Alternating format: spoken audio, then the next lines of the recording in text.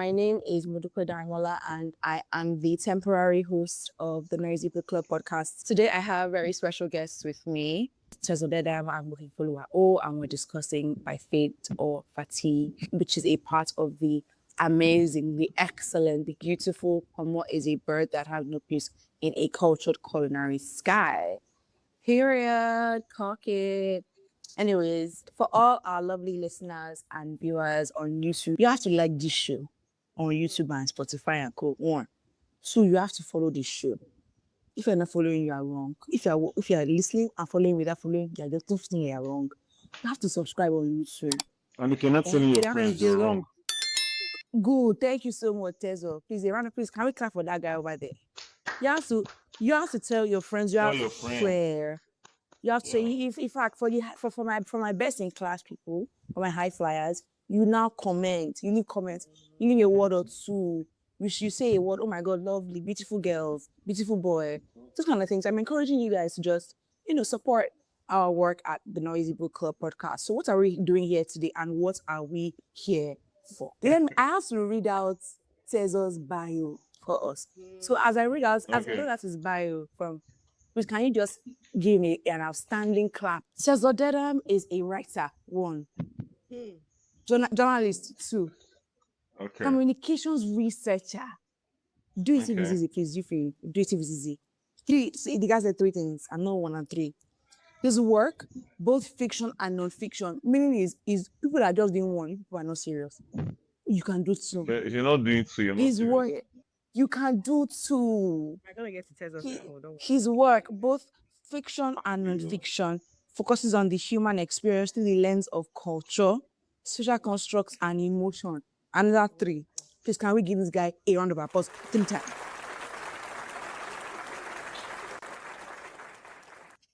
Okay, let me go on. Tezor has been published in the Shallow Tales Review, Kalahari Review, Brittle Paper, and Culture Quotidian. That's all, amongst others.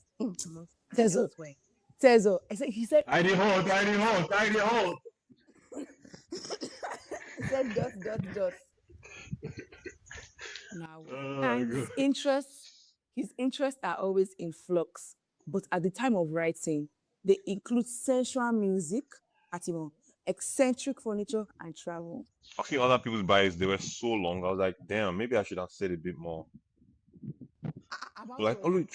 About myself, Oluchukwu's bio was so funny. It was so funny. Wasn't it so funny? I was cracking up. It was really, really funny.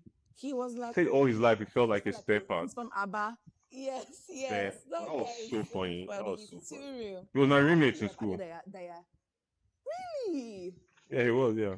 But I hadn't seen him for years until Noisy Street, yeah. The Port Harcourt boys.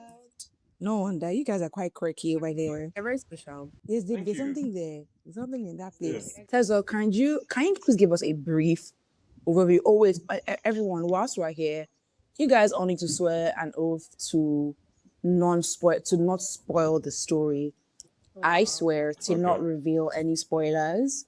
If anybody here reveals any spoilers, we have an issue. We have a serious issue on this podcast.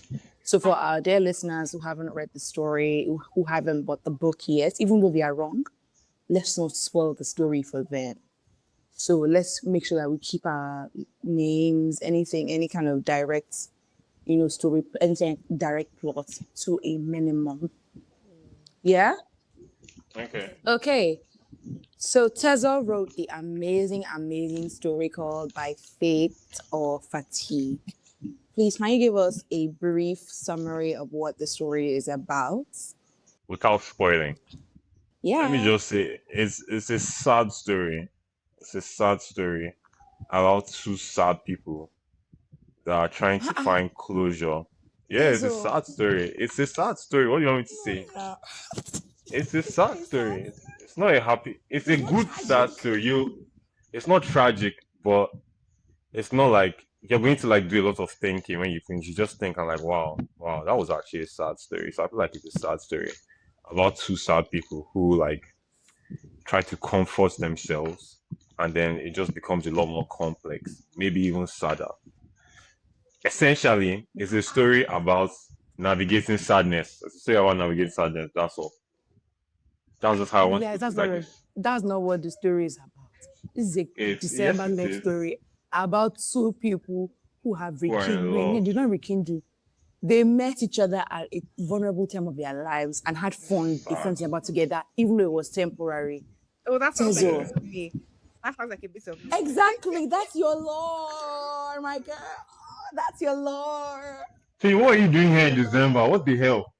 I think there was a wave at the launch, and I caught the wave, and Oh, Jebby. Wow. Oh, Making oh, my Jebby, day gone, up, Niffy. having a wonderful time, even though it's temporary. Wow. I see the vision. I understand. I tap in. Can we I get this girl out of here? Wow. It's only fair that I was selected as an editor because if there's anything about falling in love in December, I had a PhD in falling in love in December. So every December, new love. No, sometimes the same love. Sometimes the same love. You just have to wake it up. But Oh, okay, okay. that's why Tezor story really, stood out to me because it's like, yeah, there's something about the time of the year, that just is like, why not? Let's explore. We don't Yeah. always know when. Let's explore this love. So Yeah. Yeah, I don't believe that love has to be permanent for it to be good or enjoyable or happy. I think you can have a very amazing 1 month with someone, and you know that that's the love of your nights, not the love of your life. Oof! Somebody write that down for me. That was the Gary the poet. Yeah, that was from the Bible. That was from the Bible. Kemi, call me Pastor Mrs. come on. Pastor Mrs. I was preaching. PM. Call me PM, guys. It can be a love of your nights. It doesn't have to be forever. Sometimes enjoy where you are. Enjoy your time. Enjoy your season. I have a question Love for you, of your Tezor. Do night. you think that love has to be elongated or for a very long stretch of time for it to count as happy? And is that why you think that Jero's story was a sad story? I definitely think it has to be long. It has to stand the test of time. Yeah, I definitely think. I feel you. What happened I to the feel you on boys what you inside the said. club? No, no, no. Love of your night, legit. But like, love has to stand the test of time. It has to be good. It has to be bad. It has to be miserable. It has Time to be is 1 month sad. now. Uh-uh. No, it's not enough time. If sleeping is on my side, you see, I'm thinking of it can be love. Love No, has to please, last. Swear, she's on my side. She's on my side. Love has to last. Like, and then in relation to Jero's story, it's kind of like they were trying to fill in for love. What they did, they had both lost love, and they were trying to compensate at that point. It was basically a compensation, and they enjoyed it. It wasn't what they would have ideally liked, or it was what they could get. For the Yeah. readers and listeners and viewers that don't know, Jero and this story is about Jero and Yara who meet at Port Harcourt. Both of them are heartbroken and they are the two leads of this rom-com. It was kind of sad. Okay, Tessa, I have a question for you. Are you in love? Big time, big time. I can't even lie. I can't even lie. Big time. I'm a yearner. Oh my God, is Yeah, so see, I told you, I'm a lover like mad. Did you say Like PSP? mad. Is that what you said? Yes, no, Fina, I know we're gisting. Fina, I know we're gisting that gen. I told her, like, oh, man, I The didn't first get time editorial call for. was like, we're just bantering, I, and then the first editorial call yeah, was like, yeah. I don't have time to be a hard guy. Tessa, do you feel like Jero is written after you? Or do you feel like you are Jero? Yeah, I tried to remove my characters from myself, and I know how it's easy to like liken them with this whole 6'3", 6'5" thing. But like, no, it wasn't. It was there's some things Jero did that I wouldn't do. You get Like me? what? And Jero didn't seem to understand that it was very brief and fleeting. He seemed to want to like wrestle something out of their situation. He seemed to want to have hope, even though he knew she was going in January. You're just hurting yourself more. Yeah, I think like it appears that Jero is a bit more emotional than Yara, which is also yeah. quite interesting. Like you never really see those kind of dynamics in a book where the guy is the one that is very. She was checking someone. He saw something on her phone, which he flagged immediately. Basically, he was exhibiting traits that when you read, you only recall that female characters have that. And so, Yeah. did he purposefully do that? Did you That was actually want to write him that way? A male protagonist that was so in touch with his emotions that even told her that he's an anxious attachment kind of person. yeah. So I was And I know you said it's rare to see situations like that, but really, I was reflecting reality. Like being a man who has had an extensive experience of being like around men, I know that men attach quite a lot, more than we are giving credit for. Yeah, if a guy likes you, a guy likes you. If a guy doesn't like you, he'll be nonchalant and he'll be playing around. But if a man actually loves you, he's very objective about it. And it was important for me to write this thing for Jero because Yara was more level-headed, but even in Jero's personality, he was a party organizer kind of guy. He was a people person. I wanted to like portray that in his character, not just in like the love story, but generally how he is as a person. You get what I'm saying? It was important for me to Mm. reflect that reality because it kind of cliche, oh, the guy that doesn't really care and he's going to go back home, the babe that is like holding on to the love. It felt like a lazy plot, like a lazy like path to tread. So that was why I did it that way. Mm-hmm. How many guys do you people know? How many men do you know that are anxious attachers? So I don't think that men know how to describe the emotion they feel properly enough to even enunciate that this is something they feel. The only thing men know is that their love language is physical touch. Other than that, ask them for depth. Nothing ADA. That's actually my love language. I don't know why that's problematic. Easy. Like, is it because I'm a man? That's actually my love. Is that a man thing? I'm Let me yet bust to your meet brain. a man. Go on, Fee, bust my brain. I said on this very call, I texted someone to ask him, "What's your attachment style?" After the comment I gave Yeah. him about like what the website, Yeah. he replied that with physical touch. His attachment style. Bro. That's so. You see what I'm saying? You see what I'm Oh my god. saying? You see what I'm saying? Jared is not real. Jared is not real. No, Gerald. It's too good. Gerald did whole like physical touch. I know a Jero. I know lots of Jeros. They're The usually Geralds, you know, I didn't Thank such you, how they thank you, feel. thank you. they Yeah, are, they're usually but writers. they are crazy Yes, sometimes. yes. Okay, okay. And the Very average important. man will tell you they don't know what they call like an attachment style. They don't know what they call a dismissive avoider. They don't know all those things. I don't know. It doesn't go past physical touch. Like, Yeah. and Tezor, it's so crazy that you just said the same thing. Like, have some Yeah, class, I don't you know. know? Yeah, it is what it is. It's my attachment style. I'm sorry, it's my love language. I didn't choose it. Style is wrong. What happened But to it's not you a was bad evolution, love language. and you are a writer, It's not a and bad you are a language. writer. I'm a physical touch girl Yeah, too, so not so much. yeah, it's not a bad language. It's not a bad love language. I also like quality time actually, but like, I'm so shocked because I'm in the room with writers, and I'm the only one that has like a word of affirmation love language. You guys are saying physical touch. This enters my okay, theory fine. that people that are writers are whores. Okay, wrong. First of all, wrong. Because I'm not a whore. But like, let me say this. Shit, I forgot what I was going to say. Okay, somebody say something else. I'll remember. Let me just remember. Exactly. Let me remember. Exactly. Let me remember. Don't go bother because you're about to start capping at 9. Let's go. Let's go back to Jero. Jero is friends with this social guy called, is he Hachi?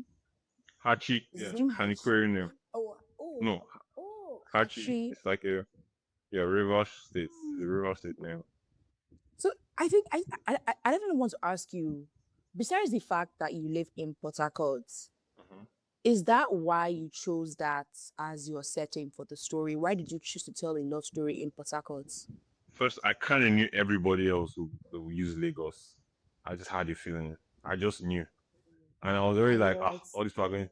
And I hate how they centralize Lagos in Nigeria as like love will be in Lagos, party will be in Lagos, movies in Lagos, music Lagos. Like Port Harcourt is a really beautiful, and I've lived in both places. I was in Lagos for 10 years before I moved back here, so like, I experienced both places, and I just didn't want the whole narrative to be central to Lagos. And I was actually concerned. I was wondering if you guys would like accept it if it was based in Port Harcourt because Detty December the concept is usually built around like Lagos.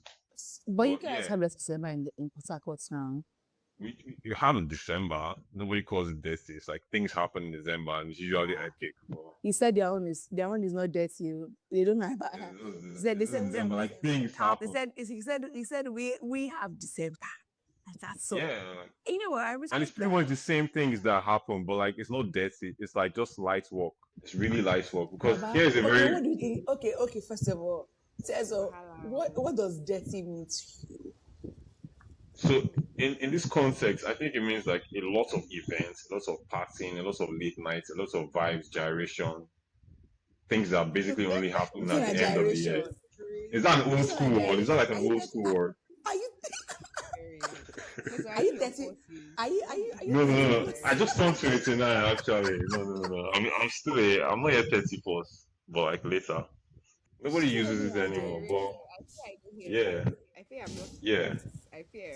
But like I fear. stuff happens here, and I guess not just as commercialized, but yeah, things happen here. And I have a connection to Port Harcourt. I'm from here, and I've like experienced both Decembers, and here just feel like culturally it feels closer to home for me.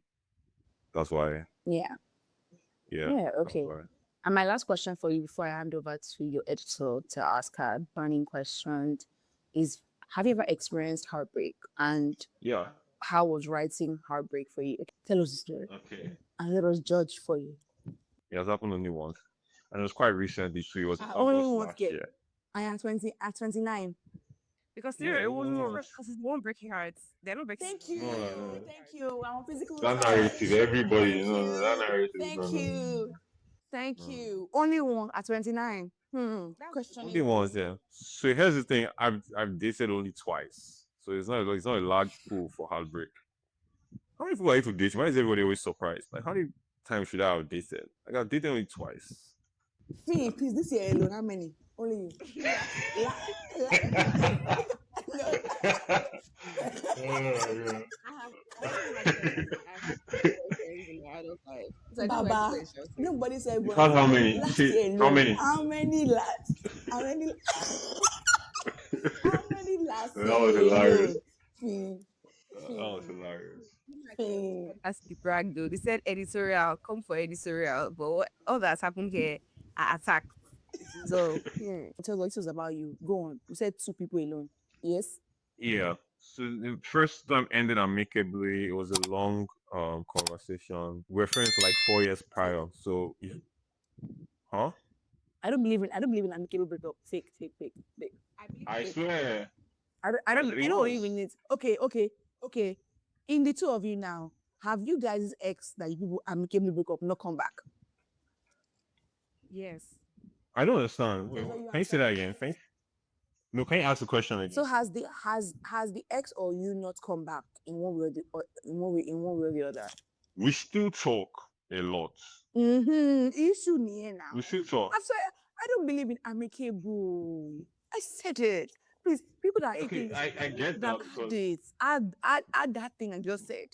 You don't break up amicably. No it such can thing. hurt and still be amicable. It can hurt and still be Excuse me. amicable. Yeah, because you're losing somebody that's dear to you, so it will still hurt. But you Excuse guys are on like me. good terms. Yes, it doesn't always have to be like drama and all that. Yeah, yeah, yeah. You know For real. where I'm from, child. Your own is always bitter, Abi. Just exchange We blows. have to we have to Yeah, burn we have yeah. to burn bridges. We have to block. Oh my god. You know, one time I even blocked your Bible app. I blocked your Spotify. I blocked your LinkedIn. I mean I hear Wow. business. LinkedIn blocking. I hear LinkedIn blocking. Like LinkedIn how will I hear good news? Even if you block People a like person that on to LinkedIn, you notify. can't unblock. You can never unblock a person that you blocked on LinkedIn.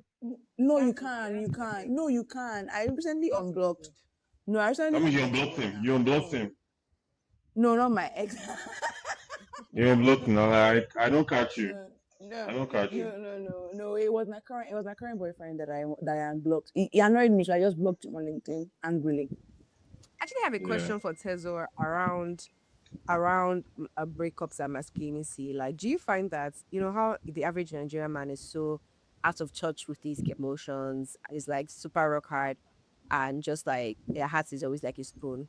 But when it comes to breakups, they actually allow themselves like to cry. Like people always forget that Burna Boy's last is like a breakup anthem, and people were forgetting them because he was acting braggadocious, but he was actually has grouper, like he was actually crushed by that song. So how do you think like the Nigerian men navigate heartbreak and like their emotional complexities regarding like Nigerian masculinity?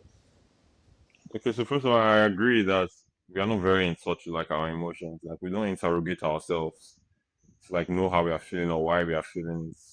For most guys, it's just let me wake up in the morning, let me get this money, let me go to bed, let me be rich and provide for it. They're not really like interrogating themselves, investigating their feelings.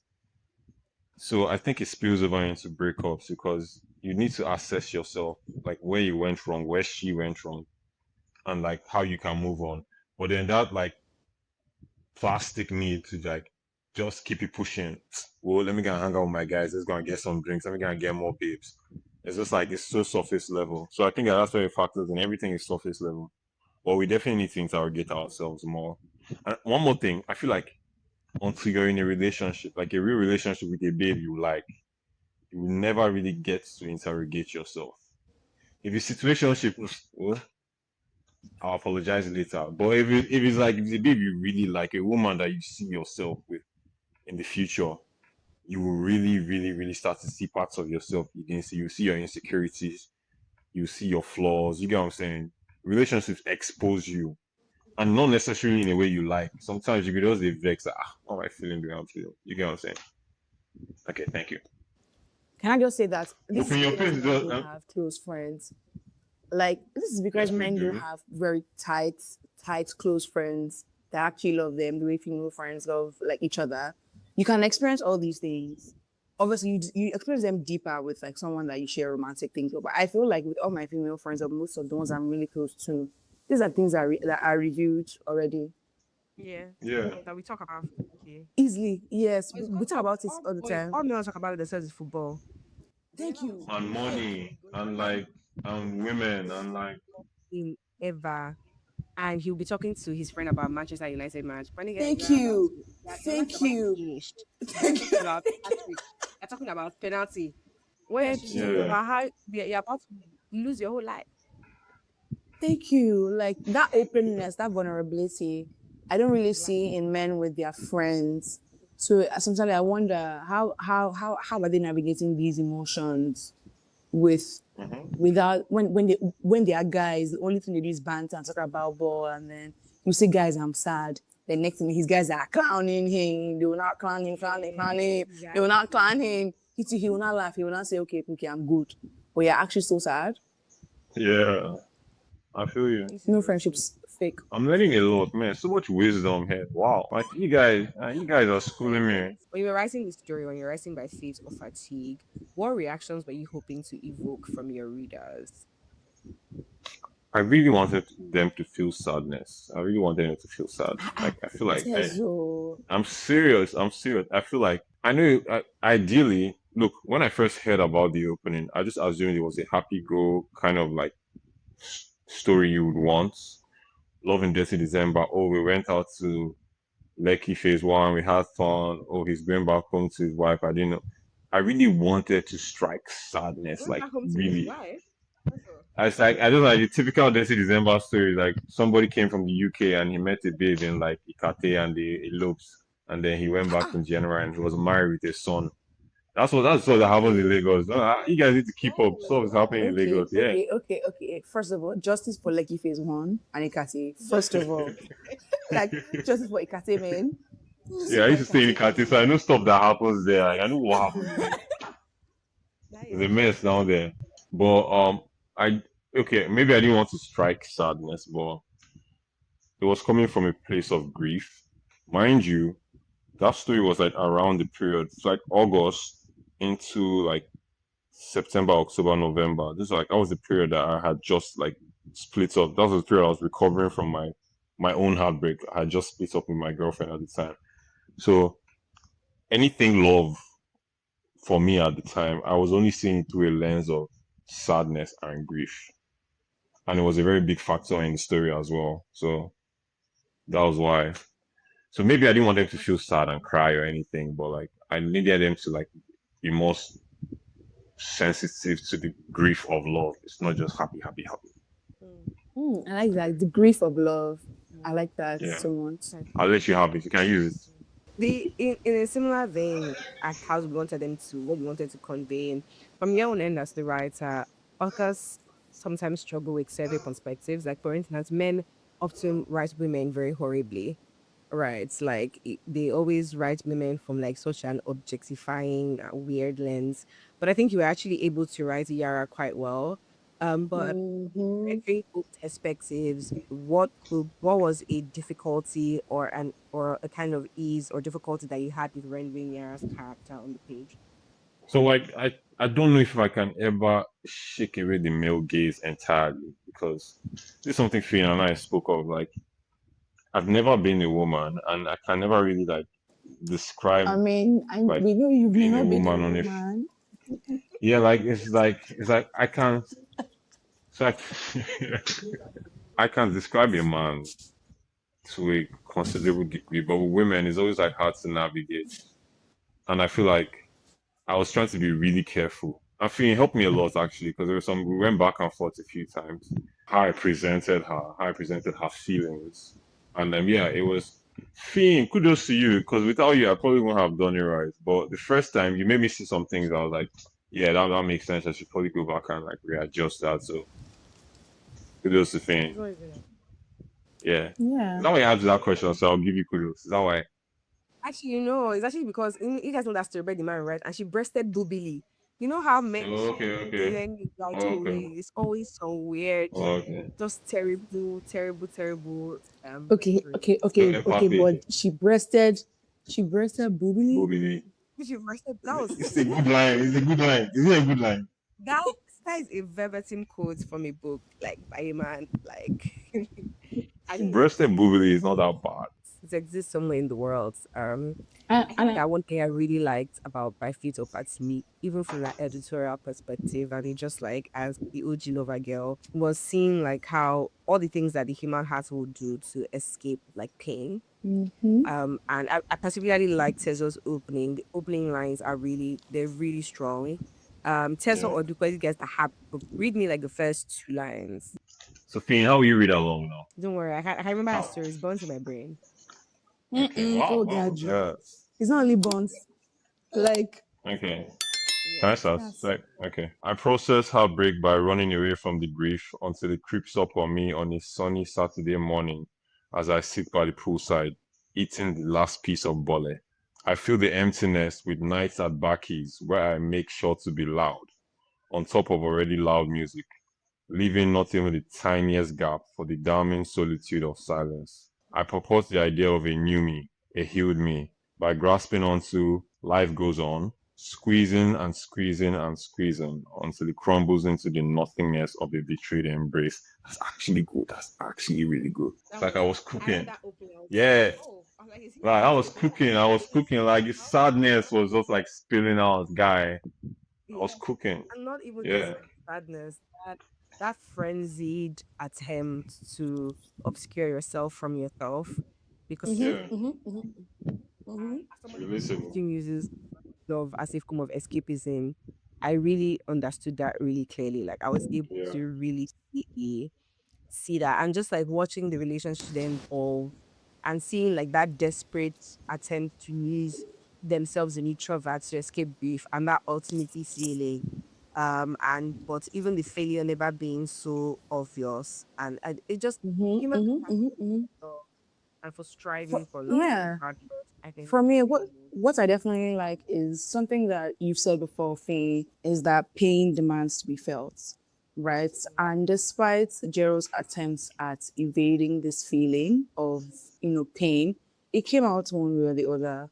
So it may not have come out through what he expected as the actual crying, wailing, depression. But it came out in his exhibition and his behavior towards Yara, particularly. I noticed that Yara and Jero express grief, like love and grief, this differently. And I could tell that Jero was dealing with his because he wasn't accepting the pain. I just felt like Jero was evading something, and that's why he now became an anxious attacher. I'm happy that Jero and Yara. Oh, is that a spoiler? I'm no spoilers. yes, yeah, and I feel like you're the one at the end of the day. Teresa, cut it out. You're the one. no. Okay, okay. Can I also Anyways, add something? the story ended. Yes, there's a go on. So I agree with you, and it's not just the fact that he needed to like escape the heartbreak, and he also needed to do it well. So you need to see how much he dived head first into Yara. If I want to escape Yeah, it, I'll it was escape it very clear. well. He went in head first. Yara was more level-headed. I think she was like more going through the process. She liked him, but she was just going through the process of this. He just needed to. I think it was more of his personality. I wrote him to be like a life of the party kind of guy. He's a people person. He needs to be out there. So he's more passionate. He's more expressive. He's more of a doer, and she's more of a laid back. Let's just kind of like see how this is going. Let me feel it well. Do you get what I'm saying? So I made sure that he went in head first. He wasn't leaving any room like, sure, you like me? Oh yeah. Let's go straight in. So yeah. Okay, so do you feel like you're more of a Jero or a Yara? Tezor, and Fee, you can also answer as well. Do you feel like, well, Fee, we know your answer. I know who Don't bother. Don't bother answering. Don't bother answering. Well, Tezor, who do you feel like you are? So like my answer is a bit nuanced because it depends on how much I like No the ask, yes or no. This is a jam question. Yeah. If I really like her, I'm a Jero. But if I really like her, I'm a Jero. But if she's alright, then I'm a Yara. So does that make any sense? If I really wait now, hey, I'm honest. If I really like you, I'm a Jero. But if I just mildly like you and I think you have a great personality and you're attractive and then I'm a Yara. And I'm sure all it's the same. Feeling that feeling is a Jero. Feeling there's some situations you'll be a Yara. Do you agree? No, never. Yeah. Never. No, there's never been anything. Fee has consistently been a Jero. Like, there's never been a situation in your life where she's been a Yara. Even if she didn't get to, even if she wasn't a Jero at the beginning, she would get there at the end of the day. So she's a lover girl. Wow. And no, Fee is the ultimate one. She wins the award. We gave her the award last December, and as if I knew. So it's like when we give her that award, we also gave her something because that was the night she commenced something that wasn't planned. Oh wow! It was in the air. Wow. Who comes to a love in Detty December launch but doesn't like start to fall in love with this December? I'm not Me. Oh, the game. The game. Me too. I can't fight the game. Can't fight the algorithm. Like, it's not my fault. Okay. In any way, shape, or form. Let's bring this to a wrap up. Let's bring this. Yes. Yeah. So I blame myself. But ultimately, I'm happy that you get to experience love once again for the 5th or 7th time in the year. So you're like Yara's friend. Remember Yara's friend? What's her name? Ini. Remember how Yara's friend set her up? Yeah. No, so your feelings in I it. don't set her. No way. No, it's not a bad thing. No way. she actually No. It's not about you. Yeah, you look at it. It's all you. It's all on you. It's all you.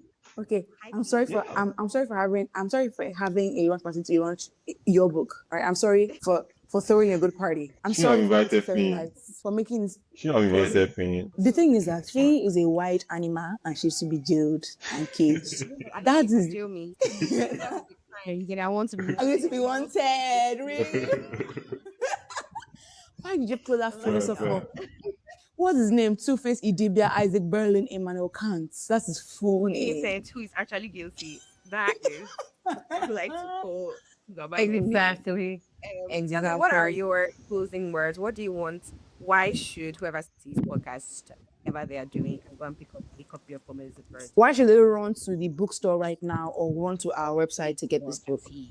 Because it shows love on a very wide spectrum. So if you want to understand love from like different perspectives, different emotional standpoints, you need to pick up this book so that you can challenge your version of love. My own love was sadness love. Oluchiku's love, it was a different kind of love. Everybody's love is different. Wait, so what's your other favorite story in the book? Like, what else do you like in the book? Oluchiku's story, man. I have to be biased. I like him. He's a G. Ponmo is a bird. I have to be biased. That's our title. I have to be biased, yeah. Opening good. He had a really sick opening too. The opening was, my gosh, it was like, yeah. No, that opening. I didn't even know he wrote. Spoiled. Yeah. No. So yeah, Port Harcourt boys for the win. It's too good. No, Port Harcourt boys are. Port Harcourt boys for the win. Period. I didn't. Yeah. Can we invite Bonner Boy to so our Port Harcourt event? Okay, let me wrap up now. Since Tezor has refused, since Tezor has refused to wrap up properly. Anyways, thank you guys for listening to this funny, amazing episode of the Noisy Book Club podcast. Thank you to Fee and Tezor for joining me today on this amazing, amazing podcast. Please bring out my notes from the beginning. And remember to like, subscribe, share, comment, share your opinions, share with your friends. And very importantly, make sure you buy a book of Ponmo Is a Bird. It is literally Yes. the best this December anthology in the entire world. Go and call all the people in the world that are written December. Let them come and fight me here now. And they will lose. Thank you, Tezor. Thank you. Thank you. The book has 2 Port Harcourt boys on it. Like, there's no way. Like, already. You must bang. You must bang. You know how? Exactly. It's giving Pan-African, giving You must African bang. union of romance. This is the African Like, union of what the romance. hell? Here. Yeah. And yeah, I'll see you guys in the next episode. Bye. Bye. Bye.